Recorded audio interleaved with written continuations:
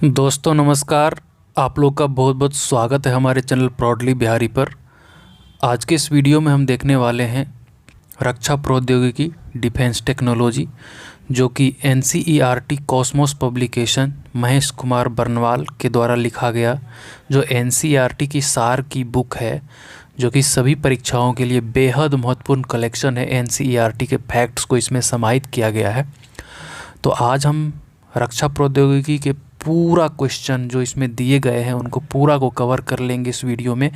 Video थोड़ी सी लंबी जा सकती है, लेकिन आप लोग कृपया अंत तक वीडियो में बने रहें। अगर इस चैनल को आपने अभी तक सब्सक्राइब नहीं किया है तो चैनल को ज़रूर सब्सक्राइब कर ले, क्योंकि बिहार तथा स्टेट के लिए जो भी एग्ज़ाम्स आते हैं उनके लिए ये वीडियो बहुत ही महत्वपूर्ण होने वाला है। मैं अच्छे वीडियो समय समय पे इस चैनल पे अपलोड करता रहता हूँ, तो आप लोग फटाफट चैनल को सब्सक्राइब कर लीजिए और बेल आइकन को प्रेस कर दीजिए, ताकि आने वाले सभी वीडियो की नोटिफिकेशन आप तक पहुंचता रहे। तो चलिए हम शुरू करते हैं। ये रक्षा प्रौद्योगिकी, अब देख सकते हैं यहाँ पे डिफेंस टेक्नोलॉजी, मैंने ये पेज ओपन कर लिया है। तो पहला जो इसमें पॉइंट दिया गया है कि DRDO की स्थापना किस वर्ष की गई थी। तो DRDO की स्थापना जो की गई थी यह वर्ष 1958 में की गई थी। देखिए DRDO का जब फुल फॉर्म होता है वो होता है डिफेंस रिसर्च डेवलपमेंट ऑर्गेनाइजेशन, रक्षा अनुसंधान विकास परिषद, इसको हिंदी में बोलते हैं। ठीक है। नेक्स्ट है कि भाभा परमाणु अनुसंधान केंद्र, Bhabha atomic research centre bark कहाँ पर स्थित है। तो ये स्थित है ट्राम्बे में, जो कि मुंबई में है। हंसा 2 क्या है। तो हंसा 2 क्या है, ये नेशनल एरोस्पेस लेबोरेटरी NAL द्वारा निर्मित एक प्रशिक्षण यान है। क्या है हंसा 2? क्या है? एक ट्रेनिंग शिप है। हंसा 2 क्या है? एक प्रशिक्षण यान है, जिसको नेशनल एरोस्पेस लेबोरेटरी NAL द्वारा विकसित किया गया है। कम से कम दूरी का प्रक्षेपास्त्र त्रिशूल गति की दृष्टि से किस श्रेणी का है। तो ये है सुपरसोनिक मिसाइल। ठीक है। जो त्रिशूल है हमारा वह क्या है? सुपरसोनिक मिसाइल है। त्रिशूल क्या है? हमारा पराध्वनिक प्रक्षेपास्त्र है। संयुक्त राज्य अमेरिका तथा तत्कालीन रूसी संघ के मध्य नाभिकीय शस्त्रों पर कटौती करने की एक रणनीतिक आक्रामक शस्त्रों को सीमित करने के लिए वर्ष 2010 में न्यू स्टार्ट पैक्ट की गई थी। तो क्या की गई थी? संयुक्त राज्य अमेरिका और रूसी संघ के मध्य जो नाभिकीय शस्त्र पर जो था उस पर रोक लगाने के लिए क्या किया था? न्यू स्टार्ट संधि। कब हुआ था ये 2010 में हुआ था। ठीक है। विश्व का पहला परमाणु बिजली घर, विश्व का जो पहला परमाणु बिजली घर था, जो न्यूक्लियर पावर प्लांट था, वो कहाँ पे स्थापित किया गया था? ये रूस में स्थापित किया गया था। ठीक है। और इसका नाम क्या था? ओब्सनिक परमाणु बिजली घर। ये 1954 में स्थापित किया गया था। सतह से सतह पर मार करने वाली भारतीय रक्षा मिसाइल कौन सी है? सतह से सतह पर जो सरफेस टू सरफेस जो मार करने वाली जो भारतीय रक्षा मिसाइल है वो कौन सी है? ये पृथ्वी है। नेक्स्ट है कि T-90S युद्धक टैंक जो बैटल टैंक है का भारतीय नाम क्या है? तो इसका नाम भीष्म है। T-90 युद्धक टैंक जो है इसका भारतीय नाम क्या है? भीष्म है। पूर्व राष्ट्रपति अब्दुल कलाम ने वर्ष 2006 में कौन सा लड़ाकू वायुयान फाइटर एयरक्राफ्ट उड़ाया था? तो ये क्या उड़ाए थे अब्दुल कलाम जी ने? सुखोई 30 MKI जो लड़ाकू वायुयान था इसको उड़ाया था। ठीक है। जो ब्रह्मोस सुपरसैनिक क्रूज मिसाइल है, ठीक है, मिसाइल का निर्माण किन दो देशों के द्वारा किया गया है? तो ये भारत और रूस के द्वारा किया गया है। जैसे कि यहाँ पे आप ब्रह्मोस का नाम से आप अंदाज़ा लगा सकते हैं कि भारत की ब्रह्मपुत्र नदी और जो रूस की है, ठीक है, जो रूस की एक नदी है उसके नाम पर इनका नामकरण किया गया है। चलिए, नेशनल डिफेंस कॉलेज कहाँ पर स्थित है? तो नेशनल डिफेंस कॉलेज जो है ये नई दिल्ली में स्थित है। नेशनल डिफेंस कॉलेज कहाँ पे स्थित है? नई दिल्ली में स्थित है।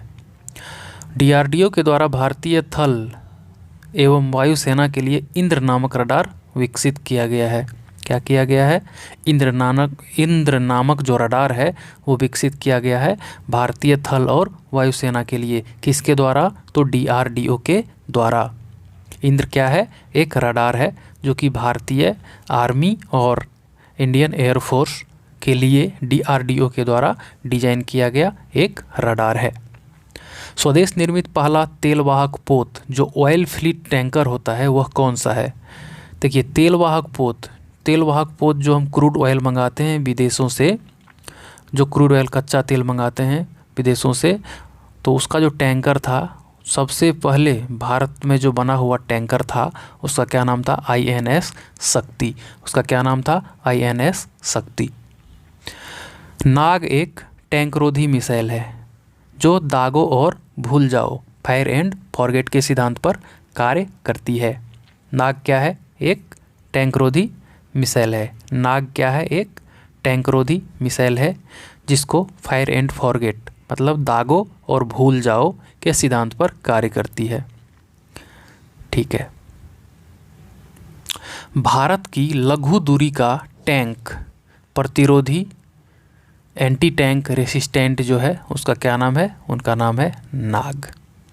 जो भारत की जो short distance anti tank resistance जो मिसाइल है उसका क्या नाम है? नाग है। नाग क्या है?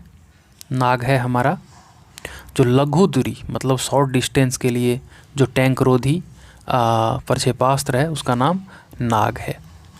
सतह से सतह पर मार करने वाली सौर शक्ति गति की दृष्टि से किस श्रेणी की मिसाइल है?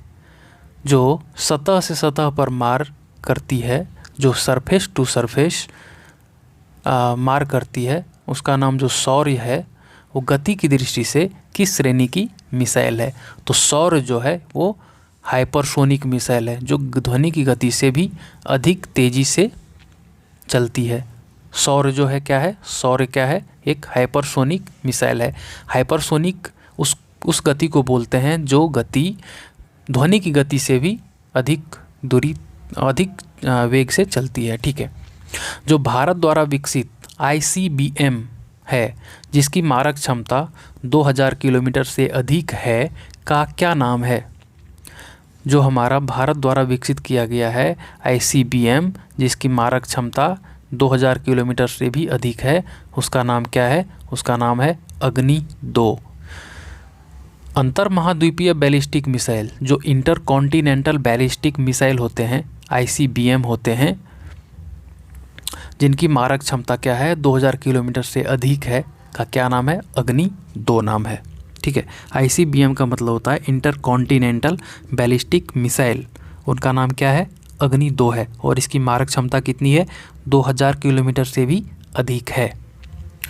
भारत द्वारा फाल्कन रडार सिस्टम किस देश से खरीदा गया है? तो जो हमारा फाल्कन रडार सिस्टम है भारतीयों ने इसे कहाँ से खरीदा है? इजराइल से खरीदा है। ठीक है। फाल्कन रडार सिस्टम कहाँ है? कहाँ से खरीदा गया है? तो ये इजराइल से खरीदा गया है। ठीक है। भारतीय वायुसेना का पहला स्वदेशी एवं हल्का लड़ाकू विमान, ठीक है, जो लाइट कॉम्बैट एयरक्राफ्ट है वो कौन सा है? तेजस, आप सभी को पता होगा। ये सिंगल इंजन वाला एक फाइटर जेट है। कल्पक्कम तमिलनाडु में इंदिरा गांधी परमाणु अनुसंधान केंद्र जो IGCAR है वर्ष 1971 में स्थापित किया गया था। ठीक है। जो कल्पक्कम नामक जगह है तमिलनाडु में, वहाँ पे क्या किया गया था? इंदिरा गांधी परमाणु अनुसंधान केंद्र IGCAR की स्थापना की गई थी। और वो कब की गई थी? तो 1971 में की गई थी। भारत ने पहला परमाणु परीक्षण कब किया था? तो भारत ने जो पहला परमाणु परीक्षण किया था वो किया था 18 मई 1974 को। ठीक है। और ये कहाँ पे किया गया था? ये राजस्थान के पोखरन में किया गया था। ठीक है। चलिए, एडमिरल गोर्बाचोव जिसे रूस ने बनाया है वह क्या है? एडमिरल गोर्बाचोव जिसे रूस ने बनाया है वह क्या है? तो वह एक नौसैनिक विमान वाहक जहाज एयरक्राफ्ट कैरियर है। एडमिरल गोर्बाचोव रूस ने बनाया है और ये क्या है? एयरक्राफ्ट कैरियर है। एडमिरल गोर्बाचोव एक एयरक्राफ्ट कैरियर है जो विमान वाहक जहाज है, उसे किसने बनाया है? रूस ने बनाया है। एडमिरल गोर्बाचोव रूस ने बनाया है। भारतीय नौसेना में सेवारत जो INS शक्ति है वह क्या है? तो INS शक्ति, ये पहले भी मैं बता चुका हूँ आप लोगों को। ये INS शक्ति जो है ये क्या है? एक तेल वाहक पोत है, ठीक है, जो फ्लीट टैंकर होते हैं जो क्रूड ऑयल को एक जगह से दूसरे जगह लाने का कार्य करते हैं, उसे क्या बोलते हैं? फ्लीट टैंकर बोलते हैं। INS शक्ति क्या है? एक तेलवाहक पोत है। संयुक्त राज्य अमेरिका ने पहला नाभिकीय विस्फोट कहाँ पर किया था? तो संयुक्त राज्य अमेरिका जो है वो पहला जो अपना नाभिकीय विस्फोट था वह व्हाइट सैंड में किया था। कहाँ किया था? व्हाइट सैंड में किया था। कब किया था? 16 जुलाई 1945 को किया था, ठीक है। संयुक्त राज्य अमेरिका ने पहला नाभिकीय विस्फोट व्हाइट सैंड्स में 16 जुलाई 1945 को किया था। जो प्रक्षेपास्त्र होते हैं, जो मिसाइल होते हैं, उसका विकास किसके द्वारा किया गया था? सबसे पहली बार जो मिसाइल का कंसेप्ट जो आया था किसके दिमाग में आया था, किसने बनाया था? तो वो था वाल्टर डॉनबर्गर और वर्नहर वॉन ब्राउन द्वारा, ठीक है। डॉनबर्गर और वॉन ब्राउन के द्वारा मिसाइल को डेवलप किया गया था। भारत डायनामिक्स लिमिटेड का मुख्यालय कहाँ पर स्थित है? जो भारत डायनामिक्स लिमिटेड है उसका मुख्यालय कहाँ पे स्थित है? तो ये स्थित है हैदराबाद में। जो नेत्र है किस श्रेणी की जहाज़ है? NETRA, नेत्र जो है किस श्रेणी की जहाज़ है? तो ये क्या है? जो मानव रहित हवाई यान होते हैं, अनमैन्ड एरियल व्हीकल जो होता है, जिसको हम UAV बोलते हैं, अनमैन्ड एयर व्हीकल जो है वो है नेत्र। नेत्र किस श्रेणी का जहाज़ है? जो नेत्र है किस श्रेणी का जहाज़ है? तो वो क्या है? मानव रहित हवाई यान है। लक्ष्य नामक मानव रहित एयरक्राफ्ट किसके द्वारा निर्मित किया गया है? तो ये DRDO के द्वारा विकसित किया गया है। जो लक्ष्य है, लक्ष्य नामक मानव रहित जो एयरक्राफ्ट है किसके द्वारा विकसित किया गया है? ये किया गया है DRDO के द्वारा। लक्ष्य मानव रहित एयरक्राफ्ट किसके द्वारा निर्मित किया गया है? तो यह किया गया है DRDO के द्वारा। पृथ्वी क्या है? पृथ्वी क्या है? तो पृथ्वी जो है सतह से सतह पर मार करने वाली कम दूरी की प्रक्षेपास्त्र श्रृंखला की मिसाइल है, ठीक है। पृथ्वी क्या है? जो सरफेस टू सरफेस जो एयरक्राफ्ट होते हैं मार करने वाले, कम दूरी की प्रक्षेपास्त्र श्रृंखला की एक मिसाइल है, ठीक है। DRDO द्वारा विकसित इंद्र क्या है? DRDO द्वारा जो विकसित इंद्र है वो क्या है? क्या है? इंद्र। ये डॉपलर रडार प्रणाली है। क्या है? रडार मतलब रेडियो डिटेक्शन एंड रेंजिंग इसका फुल फॉर्म होता है। और जो इंद्र है यो इंडियन आर्मी और इंडियन एयरफोर्स के लिए DRDO के द्वारा विकसित एक रडार है। जबकि फॉल्कन रडार के बारे में मैंने बताया था कि जो फॉल्कन रडार है भारत ने इजराइल से खरीदा है। रेवती क्या है? रेवती DRDO द्वारा नौसेना के लिए विकसित त्रिविमीय खोजी रडार है, ठीक है। क्या है? रेवती क्या है? तो रेवती है एक रडार है, त्रिविमीय खोजी रडार है। त्रिविमीय खोजी रडार का मतलब होता है कि वायु में, जल में और थल में कहीं पर भी कोई अगर किसी तरह की जासूसी की जा रही है तो इनके माध्यम से उनको पता लगाया जा सकता है। तो रेवती क्या है? एक 3D सर्विलांस रडार है। और किसने विकसित किया है? DRDO ने विकसित किया है। किसके लिए विकसित किया है? तो ये इंडियन नेवी के लिए विकसित किया है। AGMDP के अंतर्गत आने वाली मिसाइल सतह से हवा में करने में सक्षम पहला स्वदेशी प्रक्षेपास्त्र कौन सा है? तो वह है त्रिशूल, ठीक है। मिसाइल सतह से हवा में मार करने में, मतलब ये सरफेस टू एयर मिसाइल की बात कर रही है। तो जो सबसे पहले जो पहला स्वदेशी प्रक्षेपास्त्र था जो सतह से हवा में मार करने में सक्षम था तो वो था हमारा त्रिशूल, DRDO द्वारा विकसित त्रिशूल। त्रिशूल क्या था?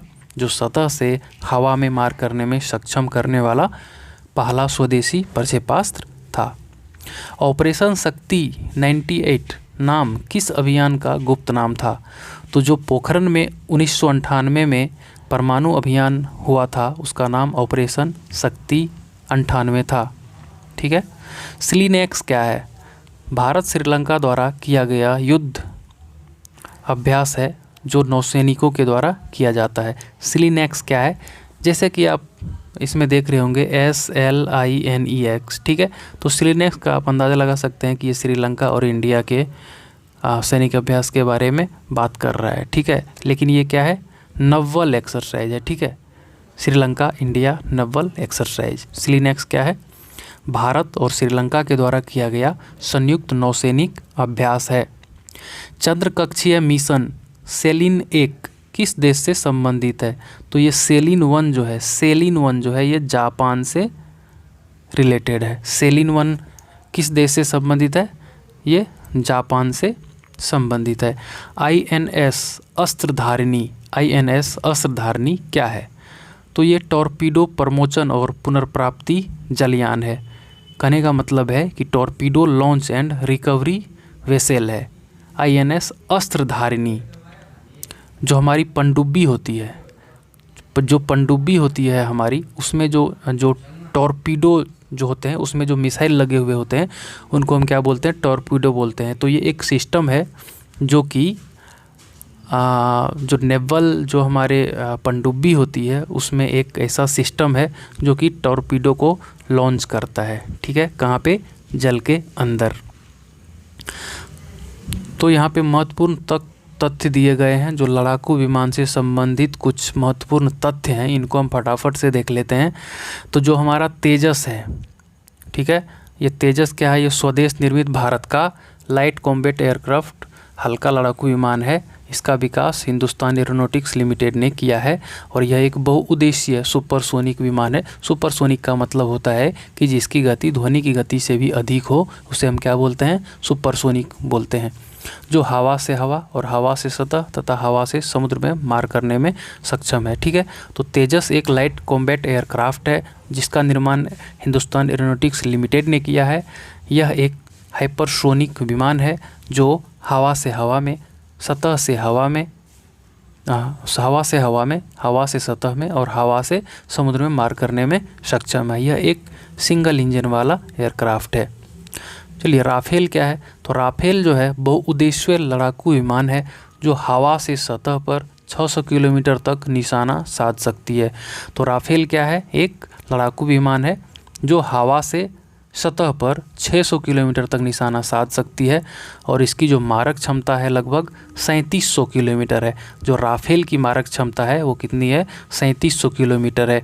यह एक लड़ाकू विमान है और हवा से सतह पर 600 किलोमीटर की दूरी तक ये निशाना साध सकती है। और इसका निर्माण जो है, जो राफेल का निर्माण है वो फ्रेंच की कंपनी जो है डसॉल्ट एविएशन ने किया है। कहाँ की कंपनी है? एक फ्रांस की कंपनी है और कंपनी का नाम क्या है? डसॉल्ट एविएशन नाम है। सुखोई 30 यह भारतीय वायुसेना में शामिल आधुनिकतम लड़ाकू विमान है। क्या है? सुखोई 30 जो है भारतीय वायुसेना में शामिल आधुनिकतम लड़ाकू विमान है। इसे रूस से खरीदा गया है। किससे खरीदा गया है? सुखोई 30 को रूस से खरीदा गया है और ये भारतीय वायुसेना में शामिल है। सुखोई 30 से विभिन्न श्रेणी की 12 मिसाइलें दागी जा सकती है। सुखोई 30 से जो हर रेंज की होती है, विभिन्न श्रेणी की कितनी मिसाइलें दागी जा सकती है? तो 12 मिसाइलें दागी जा सकती है और इसमें 4000 किलोग्राम वजन विस्फोटक ले जाने की क्षमता है। तो सुखोई 30 जो है यह रूस से खरीदा गया है। यह भारतीय वायुसेना में आधुनिकतम लड़ाकू विमान है और इसमें जो है अलग अलग श्रेणी की 12 मिसाइलें रखने की क्षमता दी गई है। इसके साथ ही 4000 किलोग्राम वजन विस्फोटक ले जाने की क्षमता इसके अंदर है। किसके अंदर? सुखोई 30 के अंदर। जो MiG-29 है हमारा, यह भारत और रूस की संयुक्त परियोजना है। MiG-29 क्या है? भारत और रूस की संयुक्त परियोजना है। भारतीय वायुसेना के पास MiG-29 के 3 स्क्वाड्रन हैं जिन्हें अपग्रेड किया जा रहा है।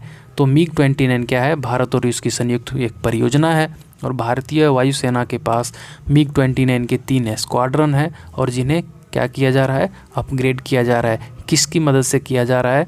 तो रूस की मदद से किया जा रहा है, भारत के द्वारा। अवाक्स क्या है? तो अवाक्स है एयरबोर्न वार्निंग एंड कंट्रोल, ठीक है। Airborne warning and control. भारतीय वायुसेना का खोजी विमान है, ठीक है। एक टोही विमान है जो भारतीय वायुसेना का है, उसका नाम क्या है, AWACS अवाक्स। AWACS अवाक्स क्या है, एक टोही विमान है जो कि इस्तेमाल करता है हमारी भारतीय वायुसेना के द्वारा। इसका नाम है एयरबोर्न वार्निंग एंड कंट्रोल, ठीक है। ध्रुव क्या है, तो यह ध्रुव जो है यह स्वदेश निर्मित एडवांस लाइट हेलीकॉप्टर है। ध्रुव क्या है, एक स्वदेश निर्मित एडवांस लाइट हेलीकॉप्टर है। इसकी अधिकतम गति 245 किलोमीटर प्रति घंटा है। तो ध्रुव क्या है, स्वदेश में निर्मित एडवांस लाइट हेलीकॉप्टर है और इसकी अधिकतम गति कितनी है, 245 किलोमीटर प्रति घंटा है। अगला है निशांत, यह पायलट रहित प्रशिक्षण विमान है। निशांत क्या है, पायलट विहीन प्रशिक्षण विमान है। रिमोट से संचालित यह विमान युद्ध क्षेत्र में पर्यवेक्षण और टोह लेने में सक्षम है। जो निशांत हमारा है यह एक प्रशिक्षण विमान है और यह रिमोट से कंट्रोल होता है। और ये कब इस्तेमाल हम लोग करते हैं, जब युद्ध का समय होता है, उस समय हम इसका जो सुपरविजन अपने क्षेत्र का करते हैं और जगह जगह टोह लेने के लिए, कहाँ क्या कौन सी सेना कहाँ छुपी हुई है, क्या इरादा है उनका, इनका टोह लेने के लिए हम निशांत पायलट रहित प्रशिक्षण विमान का प्रयोग करते हैं। पिनाक क्या है, तो पिनाक है स्वदेश तकनीक से निर्मित, जो हमारा स्वदेश तकनीक है उससे निर्मित एक मल्टी बैरल रॉकेट लॉन्चर है। मल्टी बैरल का मतलब होता है कि बहुत सारे रॉकेट एक साथ लॉन्च किए जा सकते हैं। Multi barrel rocket launcher, Pinaka क्या है, मल्टी बैरल रॉकेट लॉन्चर। ये स्वदेश तकनीक से निर्मित मल्टी बैरल रॉकेट लॉन्चर, ठीक है। पिनाक क्या है, रॉकेट लॉन्चर है, मल्टी बैरल रॉकेट लॉन्चर है, ठीक है।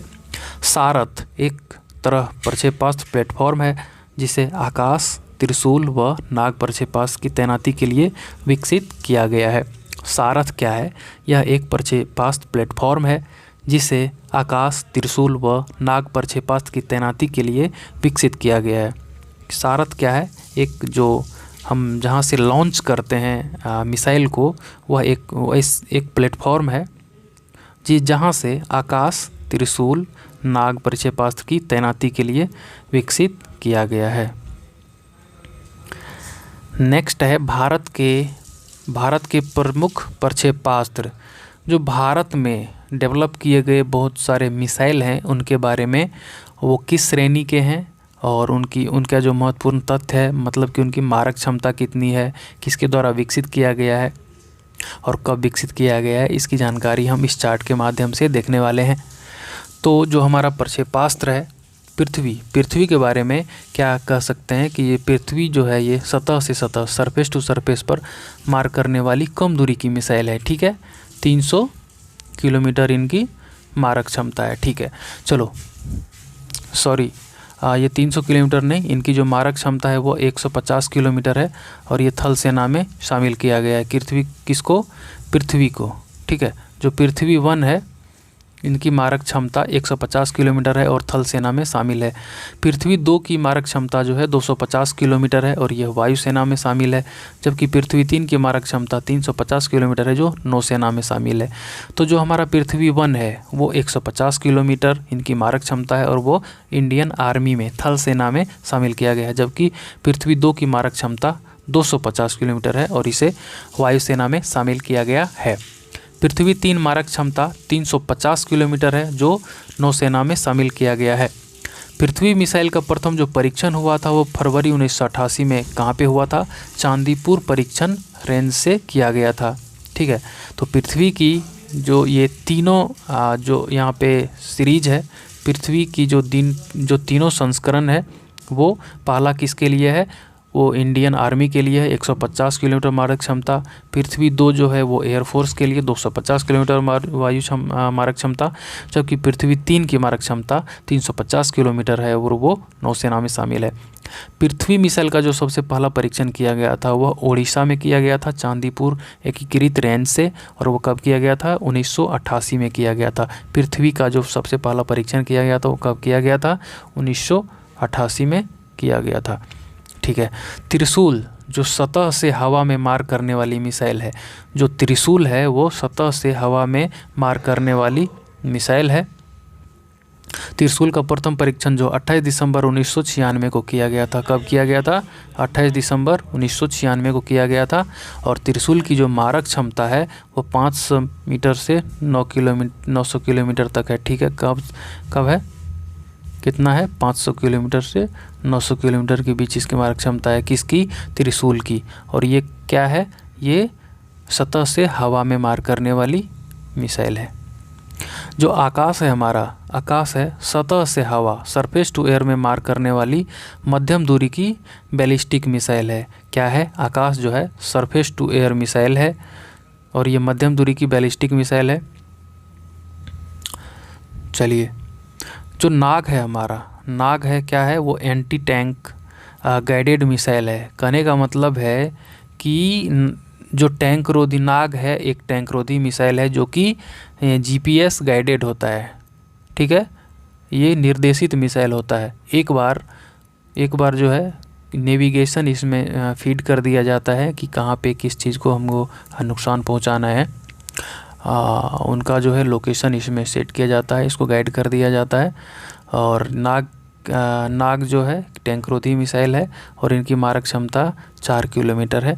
मतलब कहने का मतलब है कि नाग जब युद्ध हो रहा होता है तो कौन सी टैंक कहाँ पे है, अगर 4 किलोमीटर के अंदर कोई टैंक है तो उनको ये नष्ट कर सकता है। और जो नाग है इसका प्रथम सफल परीक्षण कब किया गया था? 1990 में नवंबर में किया गया था। और इसे क्या बोलते हैं? दागो और भूल जाओ, फायर एंड फॉरगेट प्रक्षेपास्त्र कहा जाता है। किसको कहा जाता है? फायर एंड फॉरगेट प्रक्षेपास्त्र। तो ये कहा जाता है नाग को। नाग क्या है? एक टैंकरोधी मिसाइल है और इनकी मारक क्षमता कितनी है? मारक क्षमता कितनी है? 4 किलोमीटर तक। ठीक है, नेक्स्ट है धनुष। धनुष क्या है? सतह से हवा में मार करने वाली मिसाइल है और इसकी मारक क्षमता कितनी है? 150 किलोमीटर। ये परमाणु आयुध ले जाने की क्षमता भी है इसमें, 50 किलोग्राम तक ये परमाणु आयुध ले जा सकते हैं धनुष। और यह पृथ्वी मिसाइल का नौसैन्य संस्करण है। क्या है? जो पृथ्वी मिसाइल है उसका क्या है? नौसैन्य संस्करण है।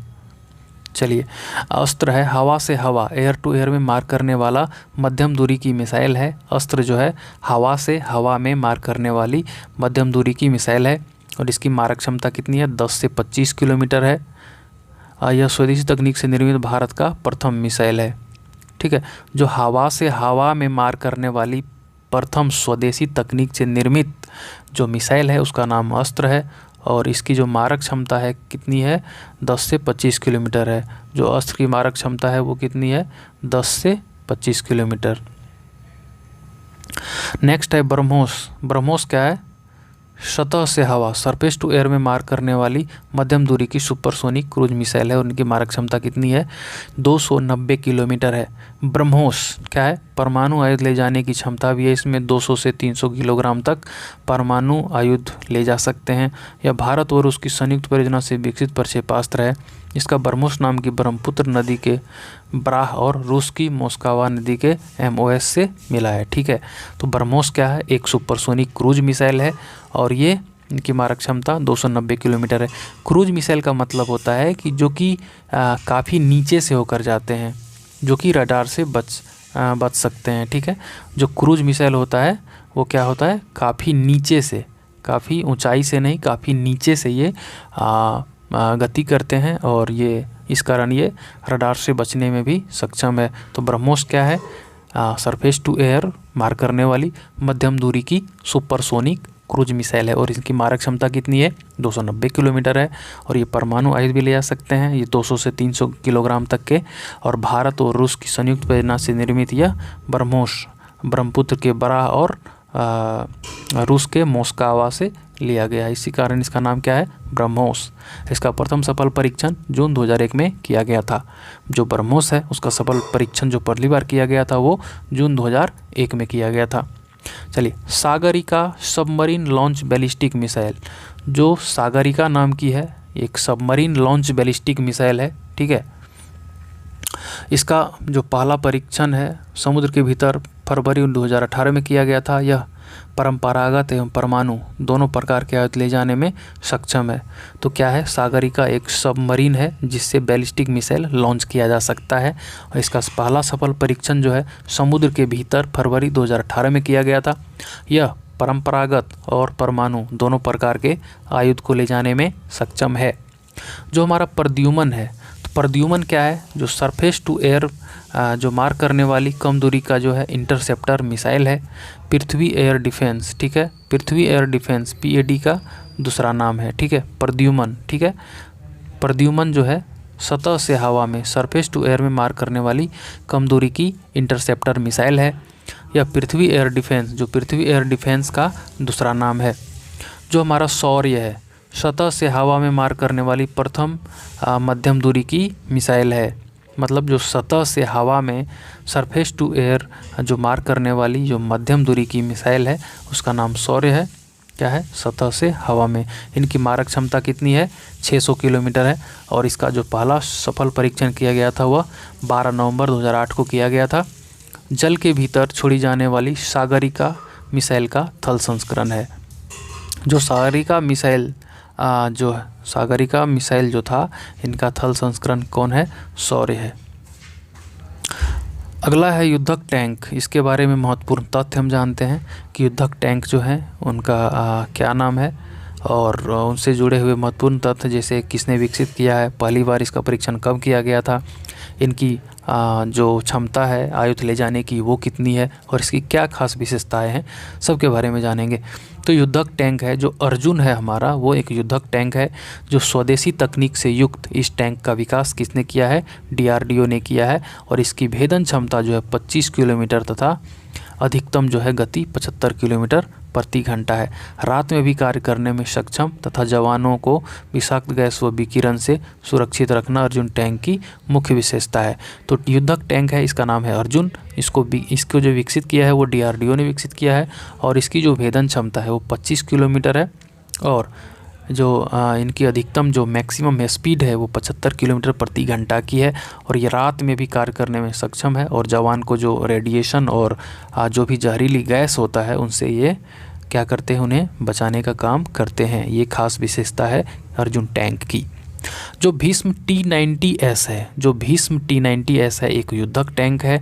यह मध्यम रेंज का एक युद्धक टैंक है। इसकी जो अधिकतम गति है 60 किलोमीटर प्रति घंटा है और यह लेजर निर्देशित रिफ्लेक्स मिसाइल से युक्त है। भीष्म टैंक भारत और रूस की संयुक्त परियोजना द्वारा विकसित किया गया है। तो भीष्म T90S जो है यह भारत और रूस की संयुक्त परियोजना द्वारा विकसित किया गया है। यह एक मध्यम दूरी का युद्धक टैंक है और इसकी जो मैक्सिमम स्पीड है वो 60 किलोमीटर पर आवर की है। और यह क्या है, लेजर गाइडेड रिफ्लेक्स मिसाइल है, लेजर गाइडेड रिफ्लेक्स मिसाइल है, ठीक है। अगला है युद्धक टैंक कर्ण। यह मध्यम रेंज का हल्का टैंक है, यह मध्यम रेंज का हल्का टैंक है। कर्ण जो नाभिकीय, जैविक व रासायनिक युद्ध सहन करने में सक्षम है। कर्ण जो है लेजर रेंज फाइंडर टेक्नोलॉजी से युक्त है।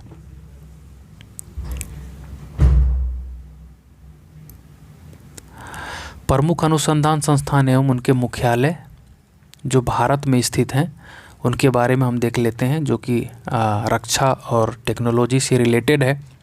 तो हम देख लेते हैं कि भाभा परमाणु अनुसंधान केंद्र जो है बार्क है हमारा, वो कहाँ पे है, वो है हमारे मुंबई में। ट्रॉम्बे एक जगह है मुंबई के अंदर, वहाँ पे इसका मुख्यालय है भाभा एटॉमिक रिसर्च सेंटर का। जो हमारा इंदिरा गांधी परमाणु अनुसंधान केंद्र है, ठीक है, जिसको हम IGCAR कहते हैं, वो तमिलनाडु में एक स्थित जगह है कलपक्कम, वहीं पे ये स्थित है। इंदिरा गांधी परमाणु अनुसंधान केंद्र कहाँ पर स्थित है, कलपक्कम में। किस राज्य में, तमिलनाडु में। राजा रमन्ना उन्नत प्रौद्योगिकी केंद्र, यह इंदौर मध्य प्रदेश में है। परमाणु खनिज अन्वेषण एवं अनुसंधान निदेशालय कहाँ पे है, हैदराबाद, जो कि तेलंगाना राज्य में आता है। परिवर्ती ऊर्जा साइक्लोट्रॉन केंद्र, यह कहाँ पे है, कोलकाता पश्चिम बंगाल में है। जो परमाणु ऊर्जा विभाग की अन्य इकाइयाँ जो हैं वो जैसे भारी जल बोर्ड है, कहाँ पे है वो, मुंबई में है। नाभिकीय ईंधन परिसर कहाँ पे है? हैदराबाद में है। भारतीय नाभिकीय ऊर्जा कॉरपोरेशन लिमिटेड ये मुंबई में है। भारतीय यूरेनियम लिमिटेड ये जादूगोड़ा में है जो कि झारखंड में आता है। विकिरण एवं आइसोटोप प्रौद्योगिकी बोर्ड कहाँ पे है? ये मुंबई में है।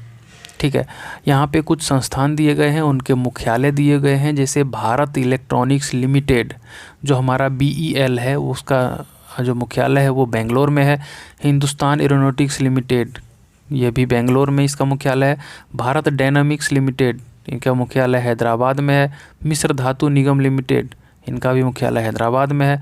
गार्डन रिच शिप बिल्डर्स एवं इंजीनियर्स लिमिटेड कहाँ पे है? कोलकाता में है। भारत अर्थ मूवर्स लिमिटेड ये बेंगलोर में है। गोवा शिपयार्ड लिमिटेड ये वास्को डी गामा है जो गोवा में है। Mazagon dock ship builders limited कहाँ पे है? मुंबई में है। ऑर्डिनेंस फैक्ट्री बोर्ड कहाँ पे है? कोलकाता में है। हिंदुस्तान शिपयार्ड लिमिटेड जो है कहाँ पे है? ये विशाखापत्तनम में है। बहुत ही इम्पोर्टेंट है ये जो यहाँ पे चार्ट दिए गए हैं संस्थान और उनके मुख्यालय, लगभग जो इंडिया के अंदर जितने भी एग्ज़ाम्स आयोजित होते हैं उनमें से किसी भी एग्ज़ाम्स में ये क्वेश्चन देखने को मिल सकता है, चाहे ये प्रमुख अनुसंधान संस्थान के मुख्यालय हो या फिर जो संस्थान है उनके मुख्यालय हो, ये अक्सर एग्ज़ाम्स में पूछ लिए जाते हैं। तो DRDO द्वारा जो उपग्रह भेदी मिसाइल है उसका परीक्षण सफलतापूर्वक किस अभियान के अंदर किया गया था? तो ये किया गया था मिशन शक्ति 27 मार्च 2019 को। DRDO द्वारा जो उपग्रह भेदी एंटी सैटेलाइट मिसाइल का परीक्षण था वो किस अभियान के तहत किया गया था? मिशन शक्ति के अंतर्गत किया गया था 27 मार्च 2019 को। अमेरिका, रूस एवं चीन के बाद भारत एंटी सैटेलाइट मिसाइल दागने की क्षमता रखने वाला चौथा देश बन गया है। ठीक है, अमेरिका, रूस, चीन के बाद भारत एंटी सैटेलाइट मिसाइल दागने की क्षमता रखने वाला चौथा देश बन गया है। वान्नाकराई, पेट्या और इंटरनल ब्लू आदि शब्द किससे संबंधित हैं? तो ये साइबर अटैक से रिलेटेड है। वान्नाकराई, पेट्या और इंटरनल ब्लू आदि शब्द साइबर अटैक से रिलेटेड हैं। उच्च गति डेटा संचरण के लिए प्रकाश को माध्यम के रूप में प्रयुक्त करता है लाइफ-हाई, इसको बोलते हैं लाइट फिडेलिटी। प्रोजेक्ट लून किससे संबंधित है? बेतार संचार प्रौद्योगिकी जो वायरलेस टेक्नोलॉजी है, प्रोजेक्ट लून जो है, प्रोजेक्ट लून वह बेतार संचार प्रौद्योगिकी से रिलेटेड है।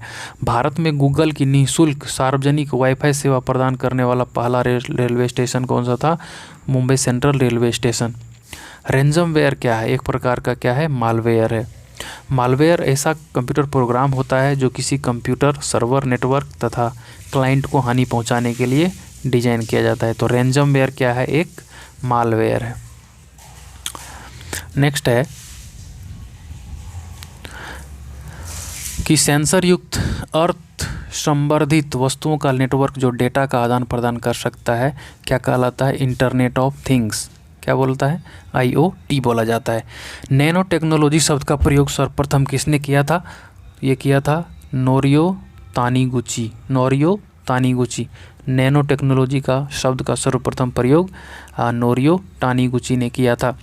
नैनो फोटोनिक्स किससे संबंधित है? तो नैनो स्केल पर प्रकाश के व्यवहार के अध्ययन से। नैनो फोटोनिक्स क्या है? नैनो स्केल पर जो है प्रकाश के व्यवहार के अध्ययन से संबंधित है नैनो फोटोनिक्स। वह सामाजिक ह्यूमैनॉइड रोबोट कौन सा है जिसे हांगकांग स्थित कंपनी हैंसन रोबोटिक्स द्वारा विकसित किया गया है? तो उसका नाम क्या है? उसका नाम है सोफिया। ठीक है, नवंबर 2017 में रोबोट सोफिया को सऊदी अरब की नागरिकता प्रदान कर दी गई। किसी देश की नागरिकता पाने वाला पहला रोबोट कौन सा था? ये सोफिया था। ठीक है, नेक्स्ट है प्रोजेक्ट लून किससे संबंधित है? तो बेतार संचार प्रौद्योगिकी से रिलेटेड है। और जो साइबर आक्रमण, चलिए, साइबर आक्रमण तथा आंकड़ों की चोरी के डर से बचने हेतु जो centre for development of advance computer जो CDEC है जिसका मुख्यालय पुणे में है, वो किस सॉफ्टवेयर को विकसित किया है? वो नयन है। क्या है? साइबर आक्रमण तथा आंकड़ों की चोरी से बचने के लिए जो CDEC पुणे है वो कौन सा एक सॉफ्टवेयर का विकास किया है? उसका नाम क्या है? नयन है। जो WiMAX है किससे संबंधित है? तो संचार प्रौद्योगिकी से। WiMAX क्या है? संचार प्रौद्योगिकी से रिलेटेड वर्ड है। चलिए बैंकिंग परिचालन को सुदृढ़ बनाने के लिए सॉफ्टवेयर रोबोटिक्स को लागू करने वाला प्रथम भारतीय बैंक कौन सा है? तो वह है आईसीआईसीआई बैंक। बैंकिंग परिचालन को सुदृढ़ बनाने के लिए जो सॉफ्टवेयर रोबोटिक्स को लागू करने वाला प्रथम भारतीय बैंक है वो कौन सा है? आईसीआईसीआई बैंक है। भारत के प्रथम औद्योगिक रोबोट ब्रेवो का डिजाइन एवं निर्माण किस भारतीय कंपनी द्वारा किया गया है? टीएएल मैन्युफैक्चरिंग सॉल्यूशन द्वारा किया गया है। टीएएल मैन्युफैक्चरिंग सॉल्यूशन द्वारा किया गया है। एक रोबोट ब्रेवो का डिजाइन किया गया है। ठीक है, जो बैलिस्टिक मिसाइल की श्रेणी यहाँ पे दी गई है और यहाँ इनकी रेंज दी गई है। तो ये बहुत ही इंपॉर्टेंट है। जो शॉर्ट रेंज बैलिस्टिक मिसाइल होती है, जो शॉर्ट रेंज बैलिस्टिक मिसाइल होती है उसका क्या होता है? 1000 किलोमीटर से इसकी क्षमता कम होती है। ठीक है, जबकि मीडियम रेंज बैलिस्टिक मिसाइल होता है ये 1000 से 3000 किलोमीटर तक इसकी क्षमता होती है। जो इंटरमीडिएट रेंज बैलिस्टिक मिसाइल होते हैं इनकी 3000 से 5500 किलोमीटर होती है। जबकि इंटरकॉन्टिनेंटल बैलिस्टिक मिसाइल जो होते हैं इनकी जो क्षमता होती है 5500 किलोमीटर से अधिक होती है। जो शॉर्ट रेंज होते हैं 1000 से कम होती है, मीडियम रेंज 1000 से 3000 किलोमीटर तक होती है। जो इंटरमीडिएट रेंज होते हैं इनकी क्षमता 3000 से 5500 और इंटरकॉन्टिनेंटल बैलिस्टिक मिसाइल जो होते हैं इनकी 5500 किलोमीटर से अधिक होती है। चलिए, कुंभकोणम तमिलनाडु के सिटी यूनियन बैंक ने नवंबर 2016 में भारत का पहला बैंकिंग रोबोट लक्ष्मी को लॉन्च किया गया था। तो भारत का जो पहला बैंकिंग रोबोट था उसका नाम क्या था? लक्ष्मी था। और ये किसने किया था? यूनियन बैंक ने किया था। और ये कहाँ पे सबसे पहले हुआ था? ये तमिलनाडु में हुआ था। कब हुआ था? नवंबर 2016 को हुआ था। अब हम जो साइंस एंड टेक्नोलॉजी और डिफेंस से जो रिलेटेड मिसलेनियस क्वेश्चन है, मिक्स क्वेश्चन है, उसको देख लेते हैं फटाफट। एक पेज में है। तो अल्टीमा थूले जो सबसे दूर स्थित ब्रह्मांडीय पिंड है जहाँ तक कोई अंतरिक्ष यान पहुँचा है, नवंबर 2019 में नासा द्वारा नया नाम इसका रखा गया है। उसका नाम है ओरोकोथ। ठीक है, पहले नाम था अल्टीमा थूले। अल्टीमा थूले एक ब्रह्मांडीय पिंड है जहाँ पे जो हमारा अंतरिक्ष यान है पहुँच पाया है।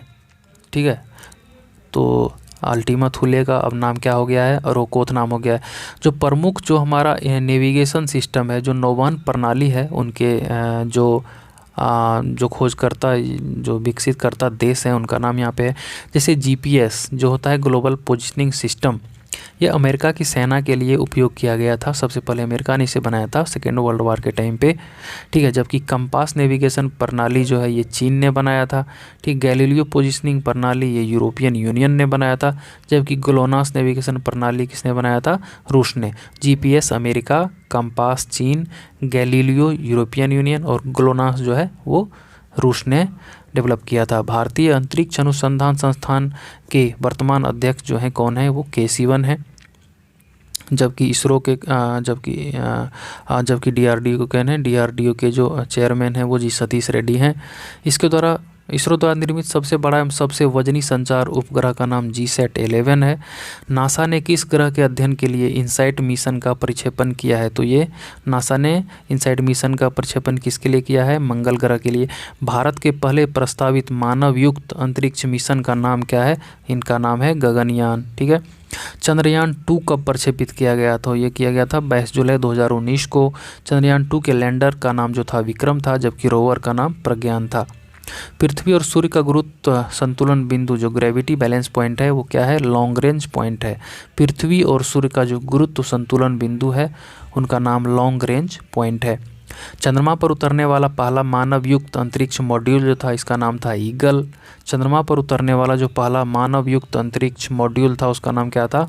ईगल था। जो अमेरिकी अंतरिक्ष एजेंसी नासा है ये सूर्य के जो 3 डायमेंशनल जो स्टडी किया था इसके लिए कौन सा मिशन अक्टूबर 2006 में प्रारंभ किया था? इसका नाम था एस्टीरियो मिशन। तो एस्टीरियो मिशन किसके द्वारा किया गया था लॉन्च? तो ये अंतरिक्ष एजेंसी नासा के द्वारा किया गया था। और ये किस चीज़ की जानकारी के लिए किया गया था? तो ये जो सूर्य के जो त्रिआयामी अध्ययन है उसके लिए किया गया था। जाली दस्तावेजों का पता किन किरणों के माध्यम से लगाया जाता है? तो ये अल्ट्रावायलेट रेज के द्वारा लगाया जाता है। जो सीम है उसका पूरा जो नाम क्या है? तो इसका नाम है सब्सक्राइबर आइडेंटिटी मॉड्यूल इसका नाम है। और गोल्डीलॉक जोन एक ऐसा जोन होता है जहाँ पे ऐसे ग्रह हों जो आकार और प्रकार की दृष्टि से ये पृथ्वी के समान ही होते हैं, इसे सुपर अर्थ भी कहा जाता है। इसरो द्वारा जो अंतरिक्ष में प्रयोग होने वाली लिथियम आयन बैटरी के लिए किस कंपनी के साथ करार किया गया है? तो भेल के लिए, ठीक है। किसके लिए? भारत हेवी इलेक्ट्रिकल्स लिमिटेड के लिए इसरो और भेल के बीच में एक MOU साइन हुआ है, जो इसरो के अंतरिक्ष में प्रयोग होने वाली जो बैटरी होती है लिथियम आयन बैटरी, उसको डेवलप कौन करेगा? भारत हेवी इलेक्ट्रिकल्स लिमिटेड के द्वारा। भूतुल्यकालिक जो जियोसिंक्रोनस कक्षा में संचार उपग्रह स्थापित करने की संभावना सबसे पहले किसने व्यक्त की थी?